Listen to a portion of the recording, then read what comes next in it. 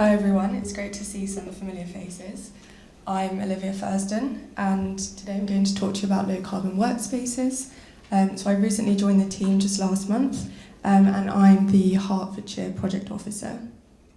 So low carbon workspaces, what do we do? So LCW, as we're known, is a grant scheme that offers funding to small and medium-sized enterprises, so SMEs, towards the cost of projects that will reduce their greenhouse gas emissions. It's funded by the European Regional Development Fund, or the ERDF, and managed by Engage Solutions, which is a not-for-profit company.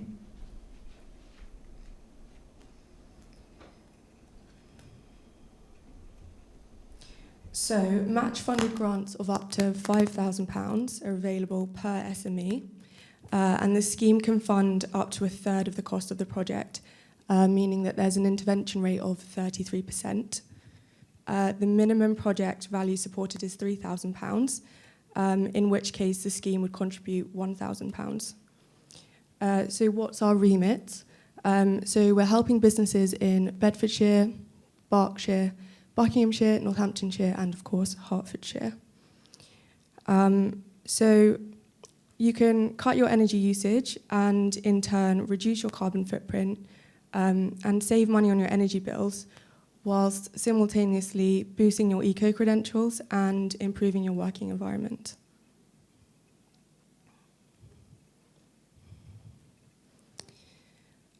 So a little bit of background. Since 2017 when we started, who have we helped? So in total we've supported more than 600 businesses, awarded more than 1.9 million in funding across the project supported, and saving businesses in excess of £9,000 and 2,000 tonnes of carbon equivalent annually. And for Hertfordshire specifically, we've awarded over 200 unique businesses a grant.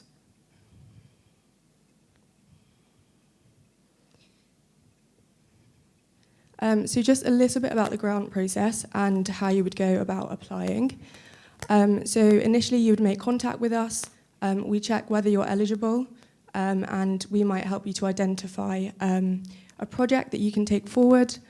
After that, it would be the application stage, so there are a few things that we would ask from you.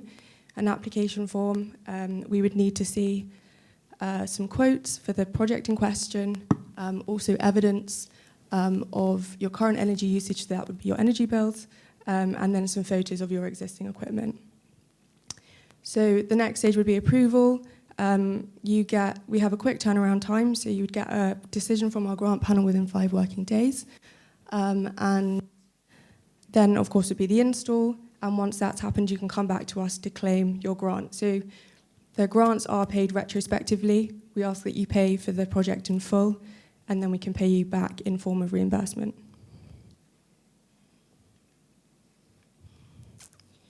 So you might be thinking, what projects do we support? So grants are available towards projects involving physical improvements that will quantifiably contribute to a reduction of your organisation's greenhouse gas emissions. Projects must meet a minimum carbon saving, which will be calculated in-house by us as part of your application process. Multiple measures can be included within a single application, so for example, LED and solar PV. As mentioned, grants of up to £5,000 are available per SME, meaning that you can apply more than once if your first grant was for less than £5,000. The grant scheme aims to be as flexible as possible, so as well as supporting measures such as LEDs, heat pumps, insulation and glazing, if your business is looking to fund an energy-saving measure that is not mentioned on the slide here, we suggest you get in touch with us and we'd be more than happy to discuss that with you. You might be thinking, am I eligible? So you have to be classified as an SME, as defined by the European Commission. You have to generate over 51% of your annual income from trading activities, rather than from donations, for example. And you have to be installing a project that will be based at commercial premise. And lastly, you can't have received over £200,000 in state aid in the last 3 rolling years.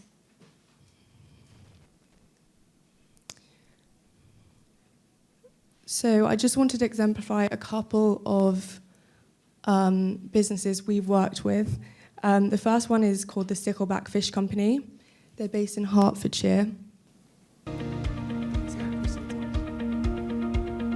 I'm Richard Hilson. I'm the Sales and Marketing Director for the Stickleback Fish Company. We're a wholesale supplier of fresh and frozen seafood into hotels, restaurants, schools, care homes in London and the home counties. We've been going around 12 years now. It became important that we was looking at actually the sustainability of what we're doing, both with the quality of the fish, things like MSC accreditation, looking after sustainable fish and where it was coming from, and the effect we was having on the planet.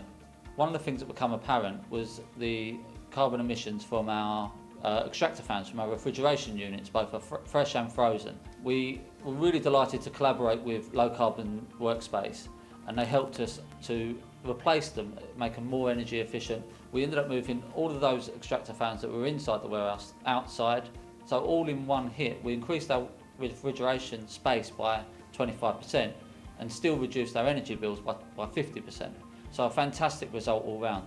Then from that savings we can invest in other things. We've got a machine downstairs that crushes all the polystyrene that comes into the building, over 70 tonne, not now going to landfill. We're looking at electric vehicles. We moved all of our lighting in the whole building to LED. I for one am really proud of the way my company, Stickleback Fish, are approaching sustainability and the importance of it, not only for ourselves but for the future generations.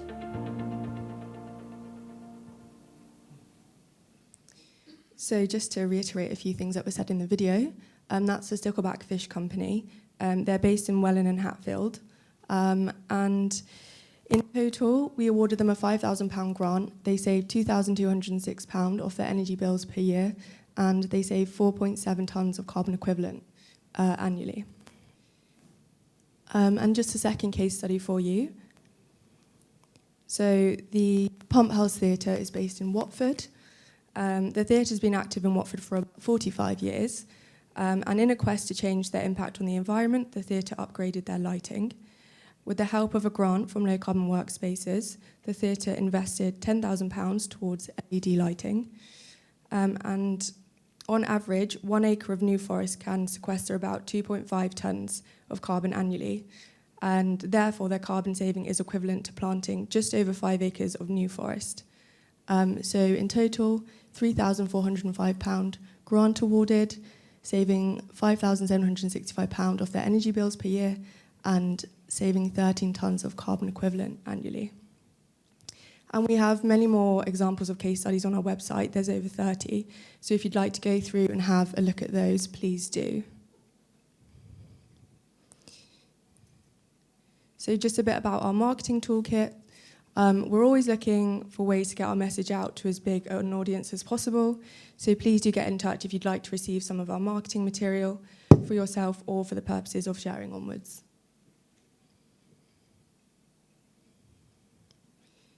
And that's it from me. Any questions? I'd be happy to take them.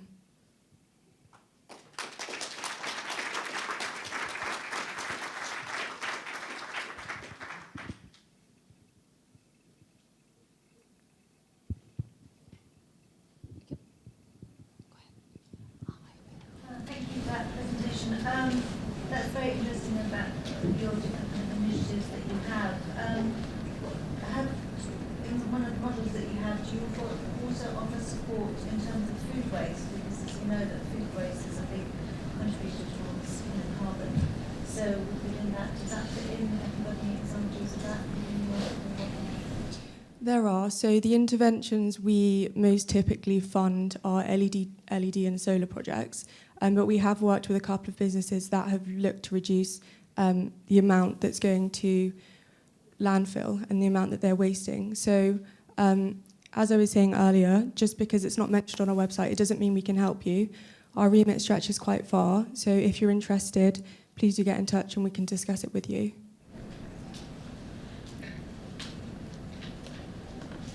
You mentioned in the eligibility criteria that an organisation cannot have been in receipt of a 200,000 in terms of state aid. Now, following COVID, lots of organisations have received some significant loans, business interruption, bounce back payment, all sorts of government support.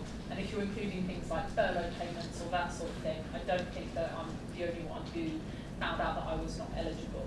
Is it from the date at which, so if you've accumulated over time state aid, at what point does my 2-year wait have to, do you see what I'm trying to get at? So when can I apply from the date that I received equivalent of £200,000 from the government, and then wait 2 years and then I can apply? Yeah, so we look over the last 3-year period. Yeah, so if you had received that grant in the last 3 years, we would take that into account. After that 3-year period is up, it would then, go back to zero, and we would look from there onwards. It doesn't include loans, so if No, you've had a no, loan I from a won't bank, have it that doesn't detail. include that. It would include your furlough payments, but it doesn't? No, it doesn't. We have to Let's clarify and then we'll send that out. Right, okay, thank you.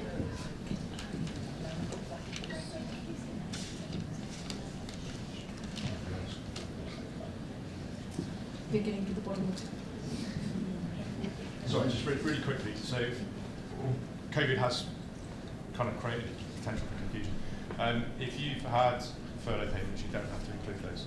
They are not classed as state aid from the perspective of eligibility for the European Vision Development Fund. So, if you've been told that you're ineligible because you've had furlough payments, I would say that's incorrect. Did you? Sorry, I didn't know who was talking, but did you say you had loans as well? Everything. Also, I'm from a museum, so cultural recovery funding from DCMS, from the Heritage Lottery Fund. So collectively, it's a lot of money. But obviously, that was all to do with just staying open, being in the hospitality and leisure sector, and nothing to do with obviously us trying to produce. Okay, so if you had loans that you have to pay back, you wouldn't count those because ultimately you've got to pay them back. The grants are not a grey area, but you'd have to look at those on an individual basis. What we're really interested in is whether you've had state aid that isn't available to everybody else. That's why furlough payments don't count, because everybody can access it. So if it's something that's specific to your business or your sector, then you may have to take that into account.